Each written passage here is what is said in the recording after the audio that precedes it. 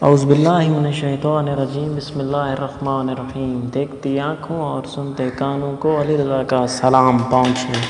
हम उम्मीद करते हैं कि आप सब खैरियत से होंगे। आज की इस वीडियो में हम आपके साथ एक ताजिर का वाक़या शेयर करने वाले हैं। एक वाक़या है कि अबू मूसा का इंतकाल हो गया। उसके इंतकाल होने के बाद ख्वाब में एक आदमी इनको देखता है जो उसका इंतहाई करीबी दोस्त था। अबू मूसा कौन है? हमारे छठे इमाम अलैहिस्सलाम के साथी अकाबरीन में इनका शुमार होता है। काम इनका क्या होता था कि वो गल्ला मदीने के बाज़ार में फ़रोख्त किया करते थे।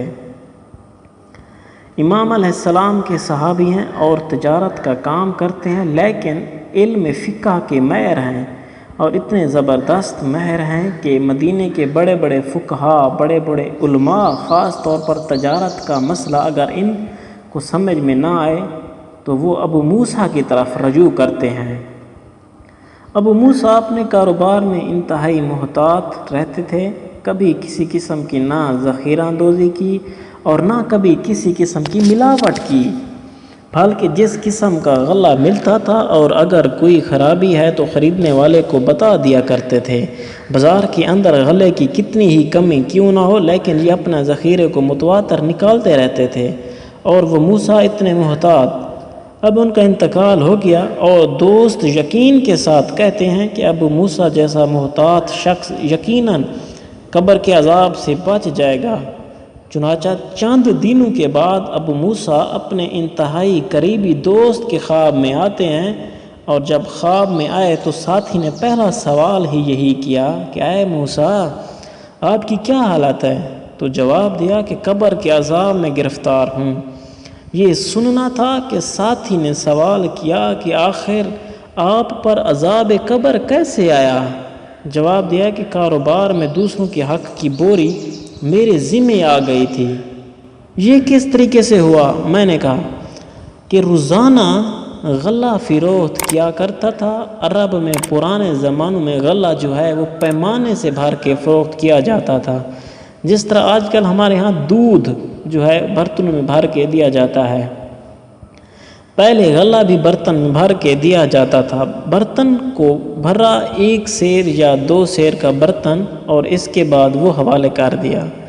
लेने वाले के तो अबू मूसा ये कहते हैं कि अल्लाह का अदल है और अबू मूसा ये कहते हैं कि मैं रोज़ाना पैमाने के अंदर गले को भर के फ़रोख्त किया करता था, लेकिन सुबह मैं जब दुकान खोलता था शाम को दुकान बंद करता था। अरब का रहने वाला अबू मूसा दिन भर गर्द गुबार चलता रहता था।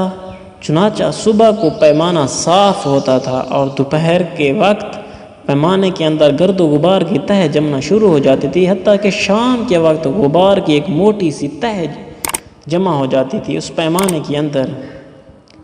लेकिन अब वो गल्ला फ़रोख्त करते हैं पैमाने में तो जितना गर्द गुबार इतना गल्ला जो है वो कम हो जाता था, वो ख़रीदने वाले को नहीं मिल जाता था।